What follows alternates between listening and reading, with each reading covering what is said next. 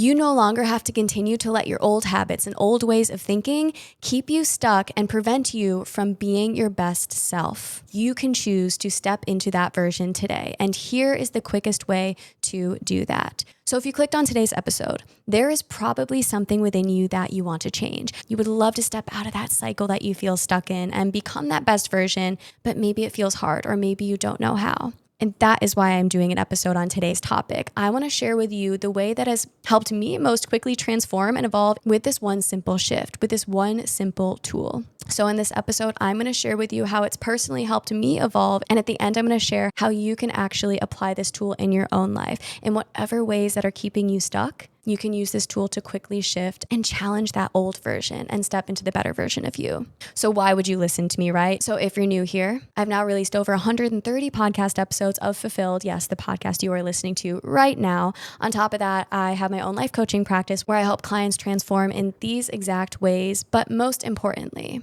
I am navigating these exact same things on my own growth journey, and these are the tools and insights and lessons that have helped me transform and step into a better version of myself. And that is why I'm so passionate about sharing them with you. So if you are new here, don't forget to press follow or subscribe wherever you are listening to Fulfilled. This will give you access to both episodes every single week when they come out and help you step into your true potential, find deeper meaning in life, and become a better version of yourself along the way. And if you're still sitting here listening to me, and if you've clicked on this episode, it is for a reason. So maybe just trust that. But like I shared on my own growth journey, my main focus and struggle was always in unlearning the old ways, unlearning the things that were keeping me stuck, that kept pulling me back into the old version. That's been the biggest thing that I've navigated. And this one shift and one tool has really helped me to navigate that barrier. And that's why I want to do an episode on it and share it with you today, because it's been really powerful and honestly is really simple. So the old ways that were keeping me stuck for so long is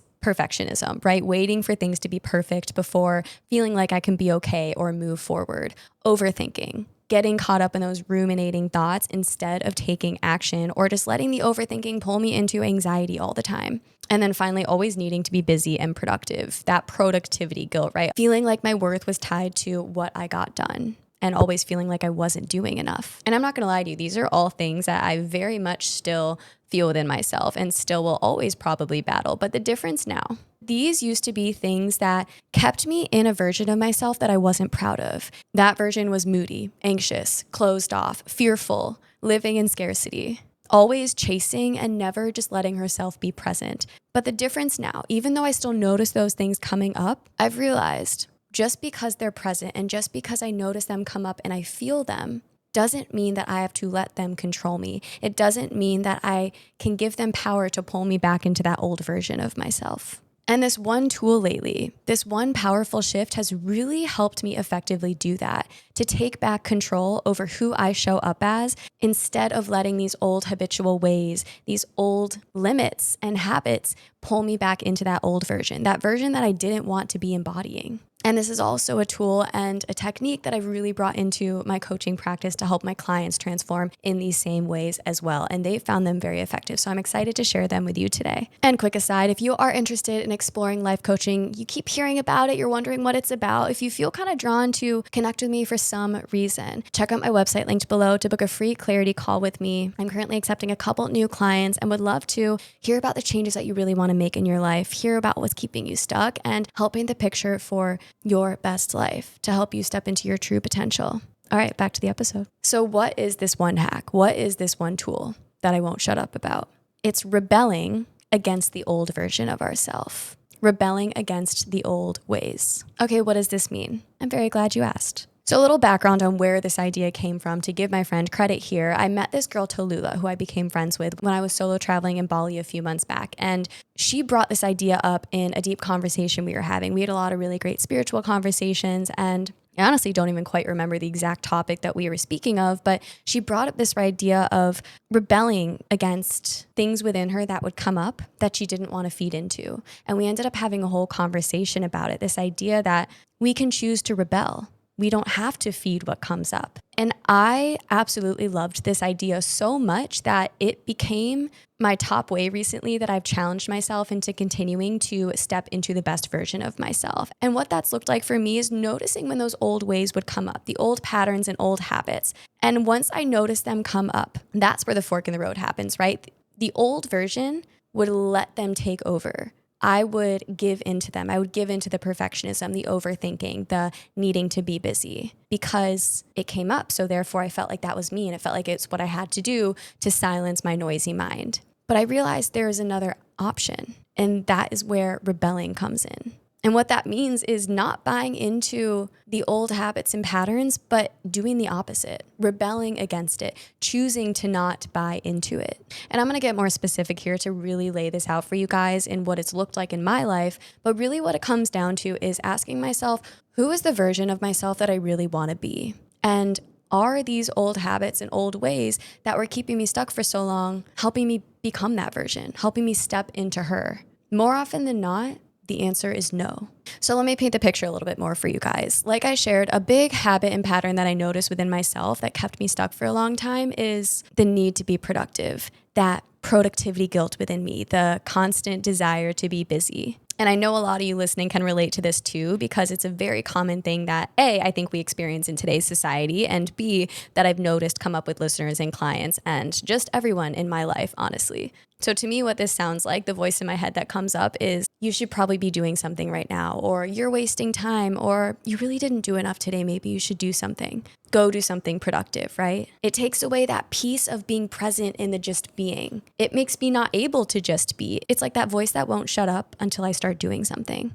And what I've realized is this voice is only there a lot of the time because it's habitual. It's something so ingrained deep within me that it's just become my autopilot way of living. And I got to a point where I realized I don't really think I know how to just be and not do. And like I spoke to in previous episodes, this was a big focus on my solo trip to Bali. I wanted to learn to just be. I wasn't going there to do. I was going there to slow down. And so the big voice that I had to combat was the one that I just shared with you. And it was a big way that I had to learn to rebel. So this productivity and busyness, it can be effective and positive in a lot of ways, right? It's helped me be a straight A student. It helped me release 2 episodes a week for this podcast still. It helps me be productive every day to be successful. So of course there's a good side of it, but there's also a negative. Like I shared, it prevented me from being able to really be present, to really allow myself to enjoy just being. It took away any joy from it because I felt this guilt instead. And recently for me, what I've realized is the version of myself that I want to be,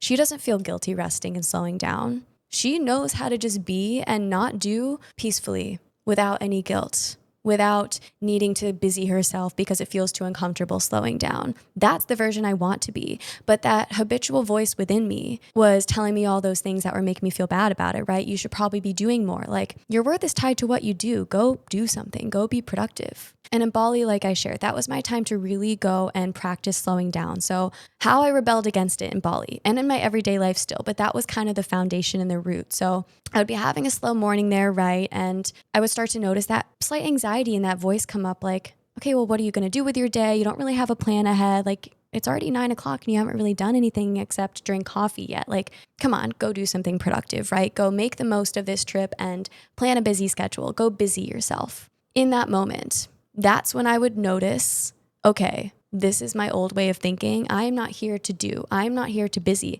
I am here to challenge myself to slow down and be. And that is when I would rebel. I would notice that anxiety and that narrative come up and I would choose to do the opposite. So the old me would have taken that one route, right? And gone and made all these plans and just made sure I was being busy and seeing as much as possible and checking off all these boxes and making sure that I had something to prove that I did that day. But the new version of me, the one that was practicing, unlearning, and rebelling against that, went to a coffee shop, continued to sip her coffee, and didn't do anything. Maybe I would slowly journal, start writing, do some reading, maybe just listen to the birds chirping or some nice meditative music. I would just simply be, not need to necessarily prove anything or do anything. And that was me rebelling. And disclaimer, it felt extremely uncomfortable. I noticed anxiety come up. The voice didn't fully go away. It's not like I chose the other path and then my brain went silent. But what I continued to do was just notice the voice coming up and choose to do the opposite. Choose to do the thing that old Camille would have never done because she maybe wasn't aware of it, right? Or maybe she wasn't ready to really go down this journey. Or maybe she didn't know any better. She was just kind of going through the autopilot motions and she's like, oh, that voice is telling me to go do, so I'm going to go do. But every time I leaned into that discomfort of going against that narrative that wasn't serving me on that trip and in my everyday life here, when I want to slow down, I strengthen that muscle and that ability within me to just be. I weaken that narrative and dialogue telling me that I have to go prove myself and go do more. Every time I chose to rebel against it, I was proving to myself that, oh, I don't need to buy into that voice. I can actually ask, what is going to serve me in this moment? What do I need right now? And I start to unlearn that old way of thinking, the old way that was keeping me stuck. And again, it's not like I rebel against that voice all the time. Like today I had a very productive day. I went and wrote at a coffee shop for hours. I'm now recording for the podcast. Like again, often that voice is serving me. It's rebelling against it in the moments when I notice that this is just my habitual way of thinking and actually this isn't serving me at all in this moment because I want to enjoy just being and not doing anything right now. Okay, another way this comes up for me is having the perfect diet and being perfectly fit. So, of course, again, this is positive in a lot of ways, right? It's helped me stay healthy and fit, and I really value nutrition and feeling good and looking good and being physically fit and knowing that I'm nourishing my body. But I also think there is an extreme. Just like there's such a thing as busying too much and doing too much, I do think there's an extreme where trying to be perfectly healthy and perfectly fit can actually be detrimental and it can cause more anxiety and stress. So what would this look like for me? Like when I would go out to eat at a restaurant, in the back of my mind, I'm just like, oh, that might not be like the perfectly healthy thing for my body. You know, like there's probably seed oils in that, or like, I don't know, is that like too many carbs? Or like, that's probably a lot of calories, right? Like these are quite honestly, being very transparent here, old ways of thinking that often resurface in my mind. But I know that it is not serving the version of me that is my best self. Because in this instance, my best self is someone who can go enjoy eating at a restaurant once in a while, indulging in the delicious foods of life without worrying for a minute about the nutritional value. Being healthy most of the time, but knowing how and when to enjoy life. And so in those moments, especially on vacation, right? Or going out to socialize and eat with friends, or just on a day when I'm feeling tired and my body's craving the damn croissant or something, rebelling against those old ways of thinking and doing the opposite, letting myself indulge, letting myself enjoy as uncomfortable as it might feel, as unfamiliar as it might feel. So an instance that came up in Bali, I was sitting down at a restaurant and this was like a weekend and I'm like, I feel like I've eaten the same yogurt parfait and avocado toast like every morning. Those are like common go-to healthy breakfast options for me whenever I go out to eat. And part of me was like eyeing this croissant on the menu. And some of you might be listening to this example and you're probably like, I don't relate to this at all. And that's very stupid, but you get the idea. My habitual way of thinking was just asking, what's the healthiest thing I can order on the menu? But in rebelling against that thought, I instead asked, what am I actually craving right now? What would the rebel version of me do? And she ordered the damn croissant and she enjoyed it. And in doing that, I was rebelling against the part of me that was so hyper focused on being perfectly healthy and perfectly fit. She softened and welcomed in other opportunities, new experiences. Because when we have such tunnel vision on something, we often forego all of these other great experiences, enjoying that quiet moment, right? Eating that croissant. When we rebel, we often actually open our minds to, wow, I don't have to live that way. There is a whole nother way to live that I just never let myself explore before. So hopefully you're starting to get the idea, right? These are just some common examples in my life. And one other one that's coming to mind is often I tell myself I shouldn't be spending money on a lot of things. Like there's kind of this desire to save within me always, and I don't actually get joy from unnecessary spending. I spend on things that I value, but sometimes I notice that dialogue coming up like, okay, I don't really need to be spending money on that, or that's too expensive, like maybe I shouldn't. But then I think about the best version of myself. And she spends money on herself, on things that she values without any guilt, without any judgment, and without any regret. She uses money as a vehicle to live her life, not something to save and protect and feel like there's never enough of. So I rebel against the narrative when it comes up. If I am out and about in town and see something in a store that I really want to buy, I notice the dialogue come up and I ask myself, is that something I value? Yeah. So I'm going to buy it. I'm going to rebel against that dialogue that's coming up. Or if I really want to go out to dinner one night, but I'm like, maybe I should eat in and save some money. Yes, sometimes that serves me. It's not like I'm going to go out and eat every night, but it's like, hey, I've worked really hard this week and I want to treat myself tonight. I rebel against the narrative telling me, save money, stay in, don't go out and have that experience, don't go treat yourself. And I take the other route and I go take myself to dinner. Because saving to an extreme means I'm not living my life fully. So therefore, yes, it's helpful in some ways because I can be financially aware and spend on things that I value and not spend recklessly. But to an extreme, it's just preventing me from having these new experiences. It's keeping me having tunnel vision on saving and not spending, whereas money is a vehicle to live our best life. So the bottom line here, because I know I just went into a lot of personal examples, but I'm trying to be better about that and sharing my personal life to help you really paint the picture and understand how it's positively impacted me. The idea is when I notice these patterns come up, I can ask myself, okay, is that serving me and helping me become that best version in this moment? Or is it keeping me stuck in the old ways? Is it keeping me stuck in the same patterns that is not fueling that best version of myself that I really want to embody? So the part that you've all been waiting for, how can you apply this rebelling to your life in a couple simple steps that you might be able to resonate more with? First is asking yourself, who is the version that you want to be? Maybe journal about it, maybe visualize it. Like imagine yourself as the highest version of yourself. What would they do? How do they act? How do they spend their time and energy? What thoughts do they buy into versus ones that they don't? Who do they spend time with? How do they fill their day? Get an idea of who that version of you is. And then keeping that version of you in mind, what are the narratives and the old habits and old ways that often come up that are preventing you from stepping fully into that version, from fully embodying them? Those are the things that you can rebel against.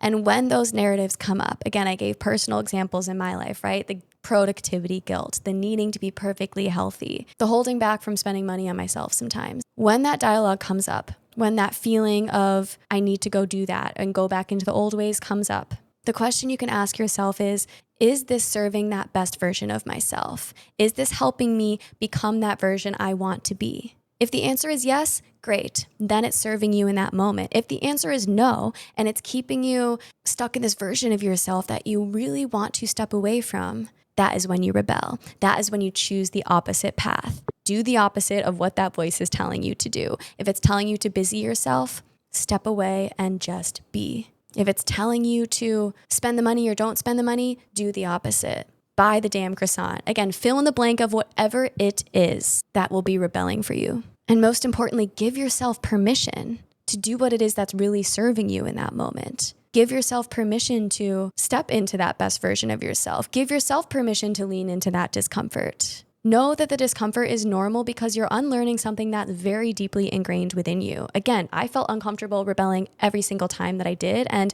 continue to. But every time you choose to rebel, when it's not serving that best version of you, know that you are unlearning the old ways and stepping closer towards the best version. So embrace the discomfort, embrace the resistance, and go be a rebel today in whatever way best serves you. If you resonated with something in today's episode, it would mean the world to me if you left a rating and comment on this show, just briefly wherever you are listening or watching on Spotify, Apple, or YouTube. This will really support my efforts to grow the community and help me grow the show to make an impact to help you all step into your full potential and live this life fully. And if you're not already, don't forget to press follow or subscribe wherever you are listening to the show. And I'll see you all again soon on your journeys to living this life fully.